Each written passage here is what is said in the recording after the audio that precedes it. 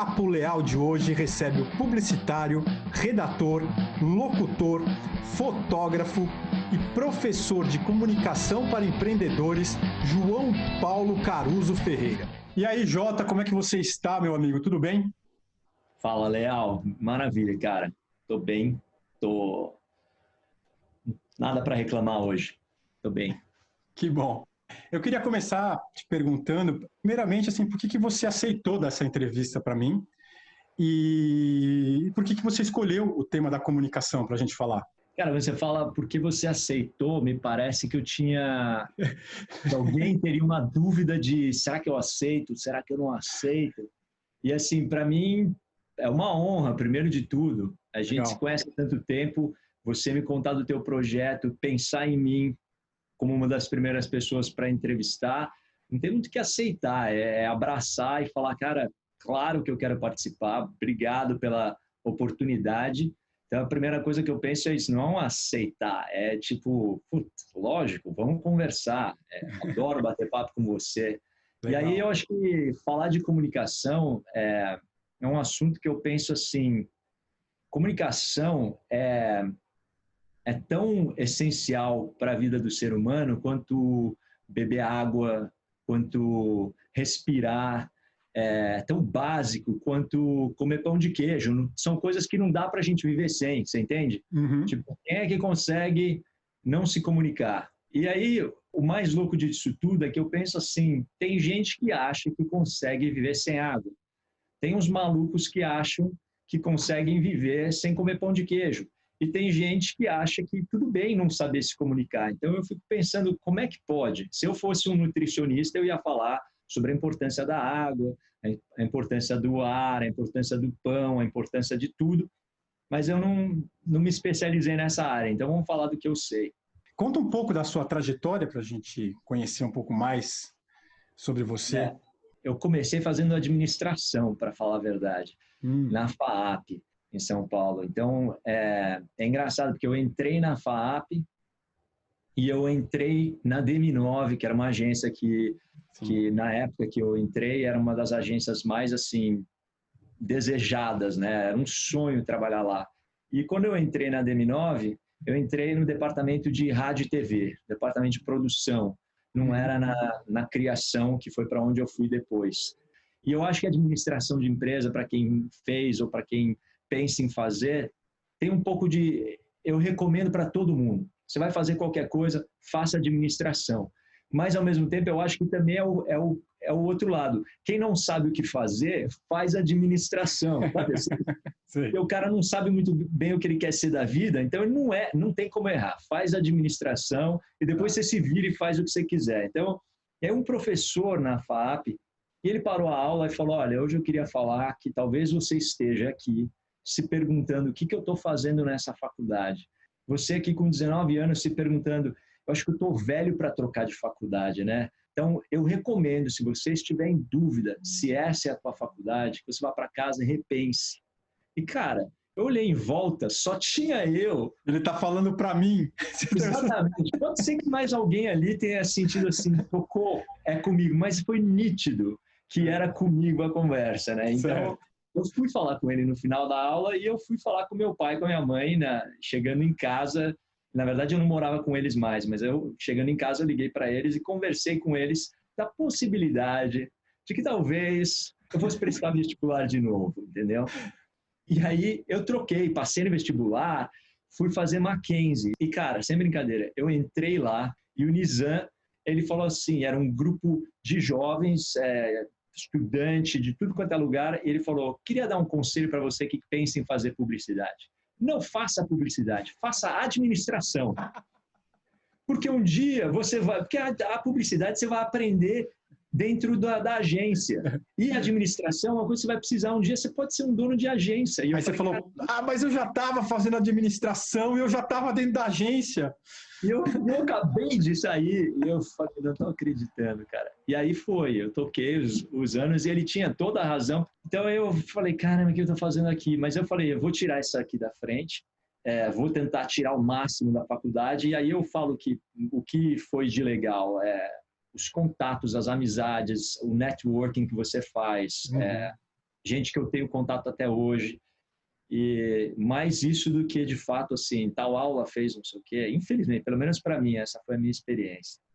E aí, depois da faculdade, assim, eu continuei em agências, já, como eu falei, saí do RTV, onde a gente, para mim, foi uma das melhores escolas de publicidade, porque eu aprendi todas as etapas, desde antes da produção até chegar em produzir um comercial. Então, foi ali que eu falei assim, eu sei o que eu quero ser redator. Me fala um pouco sobre criatividade. Para mim, criatividade tem a ver com questionamento. Por que as pessoas falam vou até colocar em forma de pergunta, por que as pessoas falam que é ruim ficar na zona de conforto, que a gente deveria sair da zona de conforto? Porque nada acontece de inovador quando está tudo bem. Uhum. Então, eu acho que a gente pode olhar para o caos, por exemplo, como um aliado da criatividade. E talvez tenha a ver com o caos que é a minha cabeça, que é a cabeça de gente que é, entre aspas, criativa, que não é organizado. Então, eu sempre vi isso como um defeito, como um problema. Eu não sou um cara organizado, primeiramente aqui, está tudo bagunçado, entendeu? Uhum. Então, está tudo bagunçado. E depois eu olho para o mundo e começo a ver assim, está tudo errado. Não criticar por criticar e reclamar, mas começar a questionar mesmo. Por que isso aqui é assim? Um professor e um mentor, um colega, um diretor de escola é a pessoa que deveria mais incentivar uma criança e um adolescente a não parar de perguntar por quê. Pergunta para tudo. Não entendeu? Pergunta por quê. Vou explicar um negócio aqui da matéria, não sei o quê. Mas todo pensamento acadêmico é colocar o professor aqui como grande conhecedor, você aí que não sabe nada, vou te ensinar um negócio, fica quieto e aprende, e depois repete o que eu falei para ver se você aprendeu. Repetir o que eu falei não é aprender. Repetir o que eu falei eu repeti o que você falou. Na vida acadêmica, você nem sabe o que você vai aprender naquele ano. O professor vem com um monte de matérias pré-definidas, que é isso que na tua idade e na tua classe, etc., você deveria aprender isso aqui. Então, eu acho que é fundamental o conteúdo, fundamental que ele seja criativo, mas tão fundamental quanto, talvez até o que dá sentido para ele é em que contexto.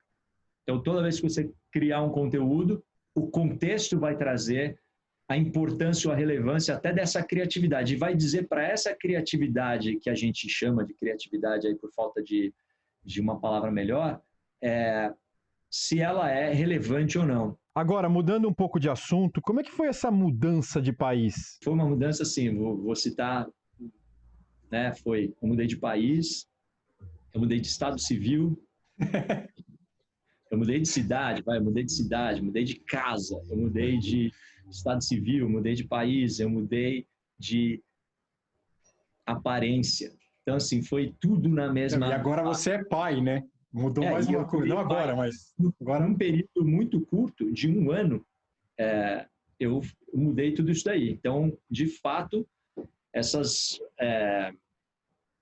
mudança que você coloca assim, você se reinventou quando mudou para aí, que pede. Então, aí é uma coisa assim, vai ter que se reinventar. Sim. É diferente de, você aproveita um momento, sim, ou você fica ali e fala assim, não, é isso que eu sou. Você fica limitado e fala assim, não, é isso que eu sou isso aqui, não sei o que, não sei o que lá. Então, foi uma fase muito legal e muito difícil ao mesmo tempo. Foi legal porque eu não mudei de país porque eu queria morar nos Estados Unidos. Eu mudei de país porque eu comecei a namorar a Meg. E aí eu volto de novo um pouco para trás e pensar assim, tem gente que gosta de contar as histórias lá atrás e olhar para trás e falar assim, foi por isso que eu fiz tal coisa. Eu não sei se a vida é assim, do tipo, tem sempre uma razão para as coisas acontecerem. Mas eu gosto de olhar a história que a gente conta como aquele jogo de ligar os pontos, né? Que isso não quer dizer que já estava escrito que é um destino. Eu não acredito nisso. Cada um pode acreditar na maneira que é. Mas eu só conto a história a partir de, você consegue ligar os pontos e entender que, talvez, se em 1993 eu não tivesse vindo para Michigan fazer intercâmbio, entendeu? Aí, assim, o fato de eu ter morado já nos Estados Unidos. Ter uma ligação com os Estados Unidos. Talvez se você tivesse arrumado uma namorada polonesa, não teria sido a mesma relação. Assim, você vê as ligações, mas também tem a coisa única de que é essa mulher com quem você vai casar, ou quer casar. Claro. Então, você também tem que questionar. Tá, você ama o seu país, você vai sentir saudade da sua família, mas você não está mudando. Tipo, sabe onde eu queria morar mesmo? Eu queria morar nos Estados Unidos. Não é isso. Claro. Eu cansei da minha vida no Brasil, não aguento mais. Apesar de eu já passei por esse tipo de crise, que eu acredito que qualquer brasileiro tenha passado, que em um momento você fala assim, não quer saber, a única solução é mudar de país. Eu lembro de ter conhecido a Meg quando eu voltei de 30 dias de férias. Isso eu nunca tinha feito na vida. E eu fiquei no Canadá nesses 30 dias. Então, quando eu voltei do Canadá, o choque para mim era tão grande que eu falei, eu não quero mais ficar aqui onde eu estou. Não precisa ser o Canadá, não precisa ser outro país, mas eu falei assim, eu estou aberto. Preciso de uma mudança. E acho que isso, de novo, é um ponto que fez diferença ao conhecer a Meg. E ela falou, olha, um dia, se a gente casar, eu quero voltar a morar perto da minha mãe, se a gente pensar em ter uma família. E isso foi normal para mim, foi tipo, tá certo, faz sentido. Então, mas aí vem a realidade, uma coisa é você falar, faz sentido, outra coisa é você de fato mudar. Claro. E aí você muda, e aí você, como você falou, você tem que se reinventar. Você teve que retomar a sua vida profissional meio que do zero, ainda está retomando, né? Esse processo ele leva muito tempo. E uma outra coisa que eu queria saber é se você é muito questionado por ser estrangeiro morando aí. Do zero nunca é, Leal. Eu olho para você agora, por exemplo, se você pensar assim, você está começando do zero um programa, não é, cara. Você tem anos de história, claro. Você leva isso para algum lugar e é mais ou menos assim, eu acho que a frase talvez seja pelo menos as redes sociais dizem que a frase é de Albert Einstein. E fica sempre mais bonito quando você cita Albert Einstein. Então vamos citar Albert Einstein, que ele fala que se ele tivesse 1 hora para resolver um problema, então que ele passaria 55 minutos fazendo perguntas. Para ter certeza, ele faria, 55 minutos focado no problema e 5 minutos focado na solução.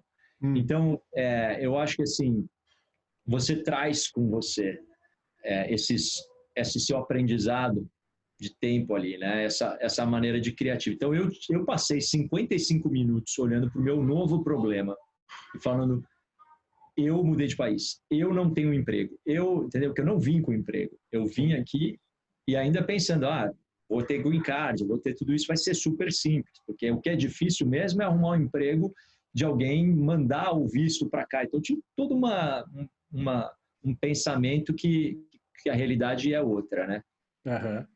Mas, então, eu digo assim, não é do zero, mas ao mesmo tempo desconhecido, entendeu? Assim, ninguém te conhece. E aí eu vou dizer assim, vamos entrar até num assunto mais polêmico. Eu não tenho a cara do que o americano acredita ser o brasileiro. Para muita gente, eu passava batido, não tipo assim, não olhando para mim, não choca. É um careca de barba, temos muitos carecas de barba aqui nos Estados Unidos.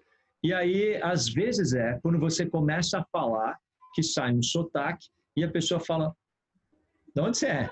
Entendeu?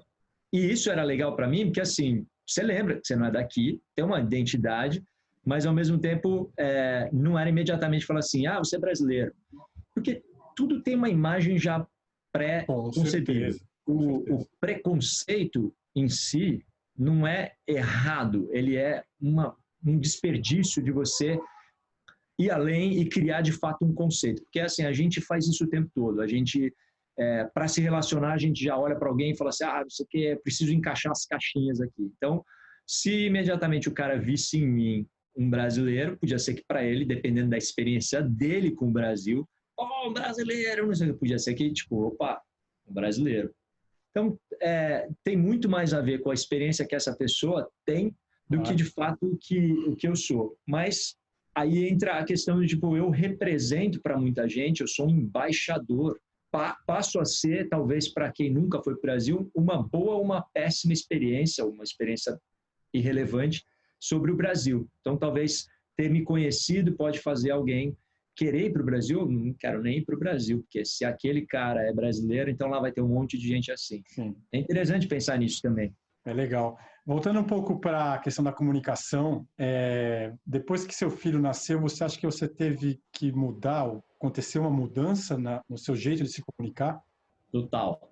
Eu acho que eu fiquei mais consciente do jeito que eu ia me comunicar. Teve até uma conversa que a gente teve quando a Meg ainda estava grávida, que a gente começou a, sei lá, conversar sobre como é que a gente vai criar, educar o Benjamin, né? Que na época a gente não sabia ainda o nome, a gente, né, pensando, tem alguém nessa barriga, vamos pensar o que a gente quer falar. Eu lembro muito bem, até porque ela postou sobre isso no Instagram, então a gente também lembra da lembrança, mas nessa conversa eu falei o que eu já pensava sobre esse assunto e a gente realmente, e ali me chamou mais atenção. Eu falei, não adianta eu querer decidir com você agora o que a gente vai ensinar para ele, como vai educar, se eu não viver. Todo mundo sabe que a criança imita você, ela não aprende que nem eu falei lá no começo, não aprende porque eu estou dizendo que isso é certo. Ela aprende porque ela vai observar você fazendo alguma coisa e o jeito que a gente faz, ela aprende. Então eu comecei a olhar para tudo que eu queria de fato ensinar para ele, para mim primeiro. Agora, você fala se mudou o meu jeito de me comunicar. Então, mudou, primeira coisa que mudou foi isso. Eu tive que olhar para mim e falar, você é coerente com os valores que você tem? Uma das coisas que me deixava sempre assim, putz, esse formato de publicidade é o formato que eu quero, tinha a ver com alguns conflitos de valores com o meu trabalho, entendeu? Aí, volto, ser pai também questiona tudo isso. A tua profissão, porque não tem jeito, você vai comunicar tudo. A primeira pessoa que você vai comunicar é para o teu filho. E aí, nesse sentido, o que me ajudou a pensar e repensar, e foi a partir de virar pai, o que é a publicidade. Então, se eu puder tocar nesse assunto assim um pouquinho, nunca pensei que eu tivesse uma metodologia, por exemplo, de trabalho. Mas um dia eu pensei, assim como quero ensinar o Benjamin algumas coisas, como é que eu posso comunicar melhor tudo que eu sei para outras pessoas que não trabalharam em publicidade, consigo trazer para elas, que é o meu papel de mentor, mas o papel de pai também. Falei assim, olha, tenho 45 anos hoje, Benjamin tem 5 para 6, então a gente tem uma diferença de idade de quase 40 anos. Eu consigo resumir esses 40 anos de vida para as experiências que ele vai? É muito difícil e eu nem tenho essa pretensão de que, tipo, tá aqui pílula para você de 40 anos e fique mais maduro do que eu era na tua idade. Mas, ao mesmo tempo, se eu puder ajudar, que é o sonho de qualquer pai e mãe, ele a não passar por algumas coisas, ou passar por algumas coisas, deixar ele passar por algumas que eu achava que não tinha que passar, melhor para ele, melhor para mim. Então, eu comecei a pensar nisso com como é que eu ensino alguém, se eu precisar, se eu puder ter esse privilégio de ensinar alguém, como é que essa pessoa faz o que eu fazia mais rápido, entendeu? Alguém que, por exemplo, tem uma marca, é um empreendedor, mas não tem ou dinheiro ou tempo para contratar uma agência de publicidade para fazer a comunicação dessa marca. Será que eu consigo ligar os pontos e mostrar para essa pessoa, existe um caminho aqui para você fazer? Era isso que eu pensava. E aí eu demorei um tempo, mas eu falei, como é que eu faço isso? Então, de novo, ser pai trouxe esse pensamento de que é possível, você vai ter que achar primeiro os seus valores, e aí você vai ter que olhar para aquilo e olhar para a tua vida. Então, eu olhei para a minha vida de publicidade, e falei, como é que eu trabalhei a vida inteira? Como é que eu apresentei ideias? Como é que eu cheguei em conceitos? Entendi. Entendeu? E hoje eu consigo mostrar para alguém isso. Você falou de questionamento, né, de a gente estar se questionando, né? Você acha que a dificuldade de comunicação entre as pessoas, ela começa no questionamento? Esse é um bom questionamento. Então a gente pode começar por aí. A gente pode começar por aí. Eu acho que começa em pensar com quem que você está falando. Então, só para entrar um pouco onde que eu cheguei, que eu entendi que tinha uma metodologia, tinha uma ordem. Então, para mim, o problema está que a gente inverte essa ordem. Existem, eu vou chamar de passos, mas por favor não confunda com 12 passos. Sim, não, com algum tipo de programa sim, ou mesmo com aqueles livros que falam 3 passos para uma vida mais feliz. Sim, para o sucesso. Obviamente, para o sucesso. Mas eu acredito que você que tem valor em reconhecer padrões. Então, por exemplo, eu admiro gente que consegue olhar para um monte de coisas, cientistas, etc., e reconhecer, tem um padrão aqui de comportamento ou de dados que você tira daquilo e fala assim, é assim que se faz, esse é o caminho. Então, foi isso que eu tentei fazer. Existe uma ordem, e para mim a ordem é muito simples. Você começa com a pessoa com quem você vai falar. Então, no caso, eu começo com você.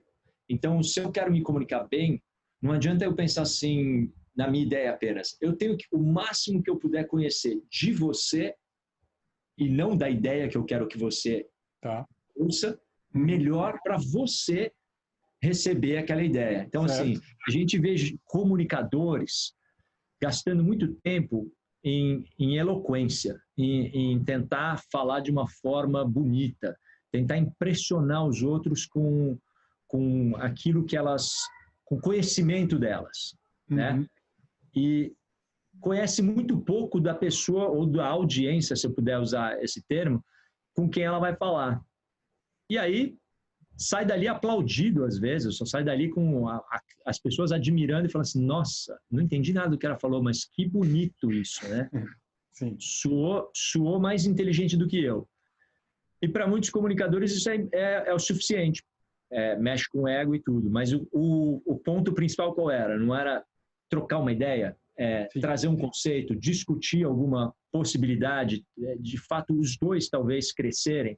Então, quanto mais eu conhecer da audiência, então eu começo com a audiência.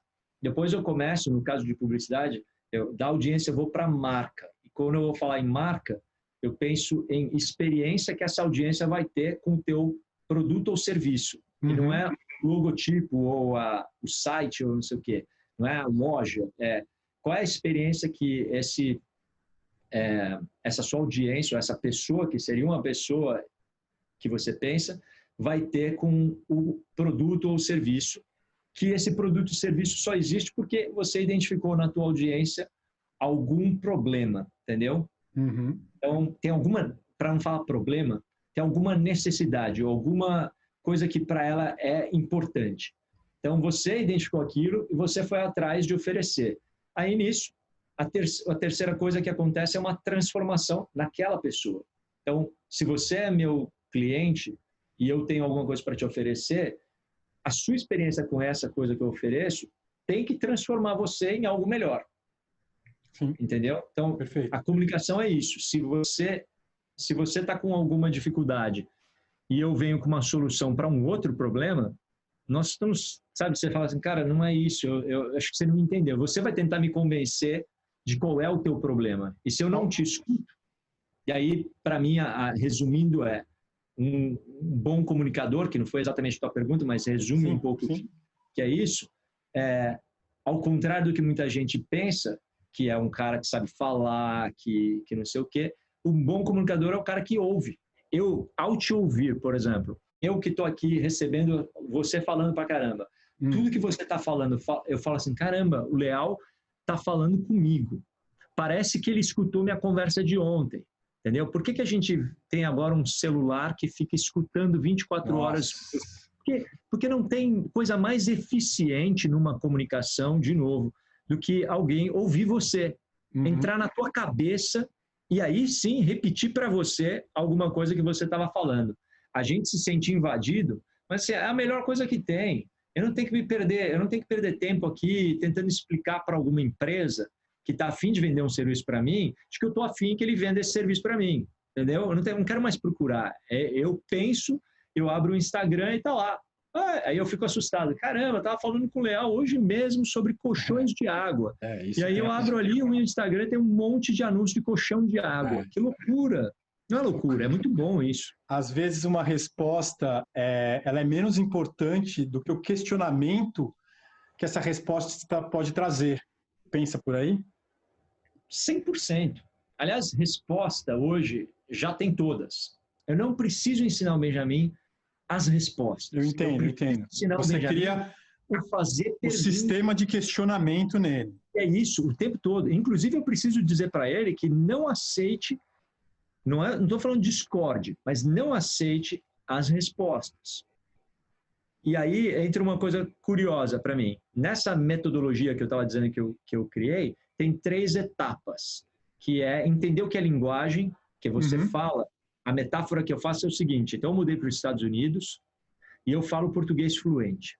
Aí eu chego aqui e começo a falar com as pessoas na minha língua. O que adianta? Ninguém vai entender nada. Então, assim, eu sou... E nas minhas conversas com a Meg, quando a gente estava no começo do namoro, eu só falava inglês porque ela ainda não falava português. Agora ela fala português, então a gente fala nas 2 línguas. Mas no começo, eu falava, Meg, sabe o que é engraçado? Se você está apaixonada por mim e eu falo inglês, imagina se você falasse português. Porque eu sou muito mais engraçado, eu sou mais inteligente, eu sou mais eloquente, eu sei dar cantada em você muito melhor. Com certeza.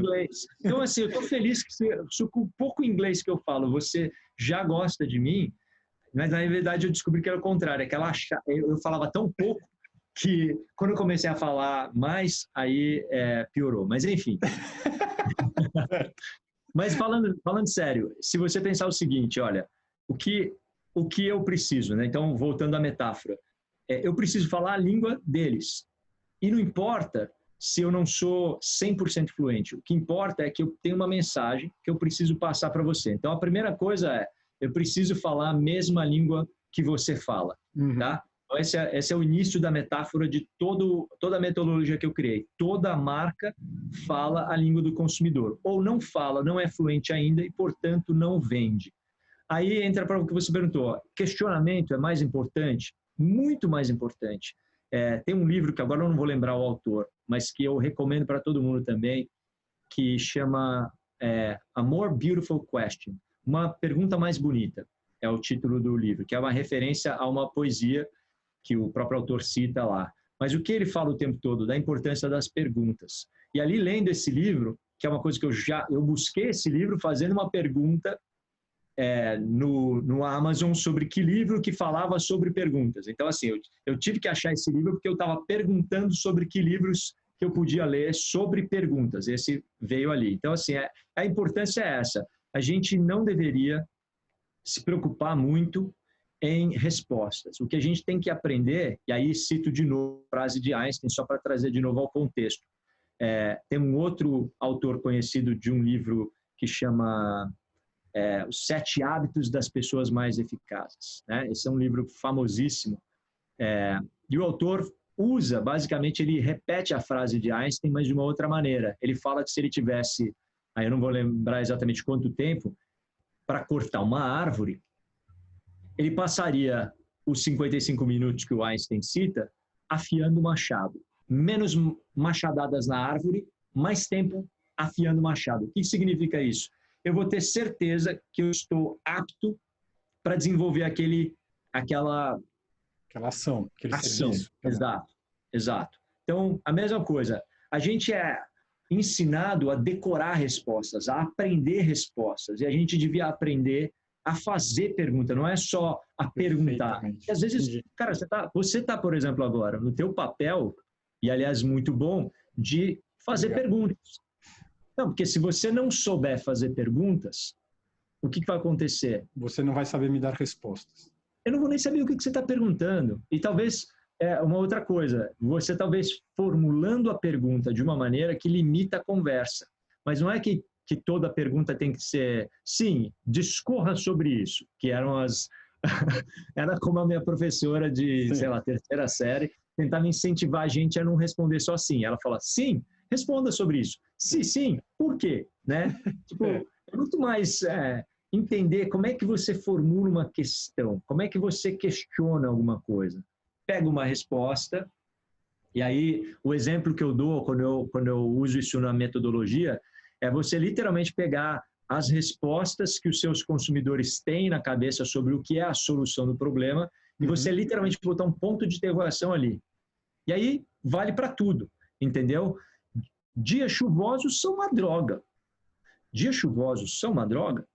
Sim. Inverte o negócio. Sim. Entendeu? E aí depois que você questionou, você fala, opa, existe a possibilidade de não ser? Aí você fala assim, por que dias chuvosos são uma droga? E aí são as três perguntas que eu tento fazer sempre. Por quê? E se? E como? Entendeu? Porque eu preciso questionar, eu preciso inovar e eu preciso executar. Porque senão fica uma utopia. Eu acho que toda inovação começa de um caos, né? Aí entra um outro conceito, que eu acho que é isso que é importante da comunicação em geral. A gente tem que andar falando de conceitos, que aí a gente consegue se comunicar. Vou interromper só para falar, por que a gente não consegue mais se comunicar? E por isso que eu queria falar sobre comunicação, porque a gente fala de pessoas, a gente associa ideias a pessoas, e isso é muito forte na publicidade, né? Onde está o nosso ego?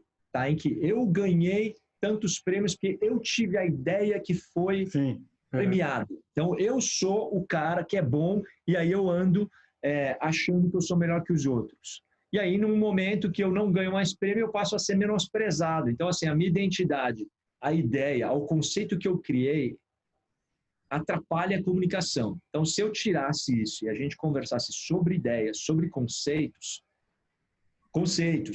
não preconceitos, mas sobre conceitos mesmo, a gente poderia falar de fato, Léo, sobre qualquer coisa, e a gente deveria. Mas o que acontece hoje, como você sabe, a gente perde amigo, né?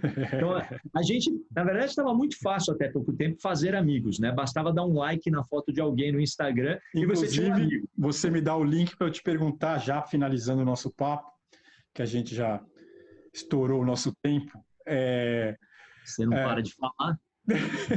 As redes sociais, elas banalizaram a comunicação entre as pessoas? Boa. Eu acho que elas, no começo, ampliaram a possibilidade de se comunicar e até de uma forma, de novo, formato de comunicação. Então, por exemplo, para mim, pelo menos, ela não banalizou no começo. Para mim, o que ela fez, na verdade, não banalizou no começo, foi o seguinte: eu comecei a usar as redes sociais para expressar e para me desafiar a olhar para São Paulo, onde eu morava, eu lembro que de uma maneira diferente. Você utilizava a rede, principalmente o Instagram, né? Quando ele surgiu, eu vi que você tirava fotos e você criava títulos né, para suas fotos. E eu lembro que foi uma coisa que viralizou praticamente, né? As pessoas passaram a gostar, a elogiar. Foi uma coisa bem bacana que você fez. E eu conseguia... Obrigado, Léo. E conseguia, com isso, talvez comunicar muita coisa. Sim. Uma foto e uma frase. Exatamente. Então, eu não acho que eu estava banalizando. Eu acho que, nesse sentido, eu estava acelerando uma comunicação e aumentando conversas que antes eu só tinha chance de fazer essa conversa. Que não é que ela é banal. Eu diria assim, ó, ela é igual ir para um bar e bater papo num happy hour. Para mim era assim que eu via. As conversas podem ser profundas num bate-papo de bar, mas elas podem ser totalmente corriqueiras e banais, entendeu? Então, era mais ou menos de acordo. Ela abria a possibilidade de você falar sobre nada. Hoje eu estou a fim de postar uma foto e vou escrever uma piada nela, entendeu? Eu lembro de uma foto de um Fusca que eu postei. Eu tirei ela de um ângulo que quem olhava para a foto falava assim, aqui, o ângulo do Fusca, eu estava pegando a foto de baixo do Fusca para cima. Uhum. E aí, até ali, a foto em si comunicava o Fusca na rua e que podia dizer um monte de coisa. Aí, quando a pessoa lia a legenda, era um Fusca amarelo. Eu escrevi assim, mais ou menos assim, da cor do meu sorriso quando o dono do Fusca me viu agachado aqui. Então, a pessoa viu um Fusca, depois ela dá risada, ela fala, caramba, um sorriso amarelo que você ficou sem graça, que eu estava ali, imaginou minha pose sem ver e parou de olhar. Com certeza. Uma cena maior. Muito maior. O contexto de como essa foto foi tirada, em que posição você estava. Passa muito mais informação do que a simples informação de uma imagem e uma frase, né? O mais louco, assim, eu podia ter feito o quê? Por isso que, para mim, o poder das redes sociais está aí. Eu podia ter feito a mesma coisa, tirado a foto, mostrado o meu celular para um grupo de amigos no happy hour. E talvez algum deles desse risada e essa piada morria ali. Eu postei, tá hoje aí, você pode entrar no meu Instagram, descer, tá, a foto tá lá ainda. Quem vê pela primeira vez ainda ri do mesmo jeito, mas naquele momento eu ampliei o alcance dessa piada para gente do mundo inteiro, mas obviamente por ser em português, gente do Brasil inteiro que nunca teria a chance de, talvez, naquele momento, sentar comigo para tomar um açaí, porque eu não sou de tomar cerveja. Mas enfim, entendeu?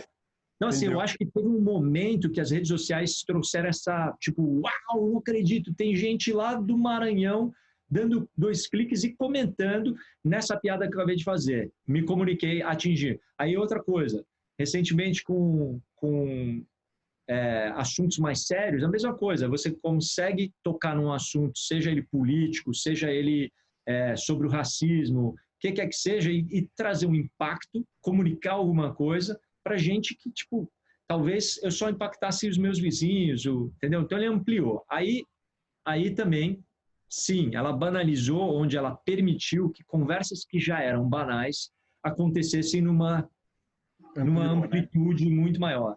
Então, eu não acho que as redes sociais, resumindo, banalizaram a comunicação. Eu acho que a banalização ela já existia, só que em pequenos núcleos. Quantas vezes a gente sentou ali com a turma do Porteiro Zé e ficava falando besteira, que às vezes até dava vergonha se alguém ouve essas conversas, entendeu? E estava todo mundo ouvindo nas redes sociais, etc. É isso, você tipo, pegou aquilo e ampliou para um monte de gente. Mas muito bom, Jota. Adorei fazer esse papo com você. Bom bater muito legal. Queria que você desse uma encerrada.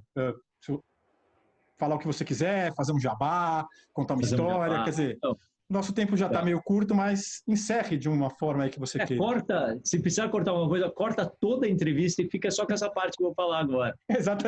Faz um resumo, porque aí a gente não precisa botar nada do resto no ar. Vai lá. Né? Se você é como eu, que pega um vídeo, vai até o final e só ouvir a partir de agora, já valeu. Não precisa assistir mais nada. Mas, primeiro, de verdade, cara, é sempre um prazer bater papo com você. Obrigado por deixar eu falar mais que você dessa vez, né? e eu acho isso, cara.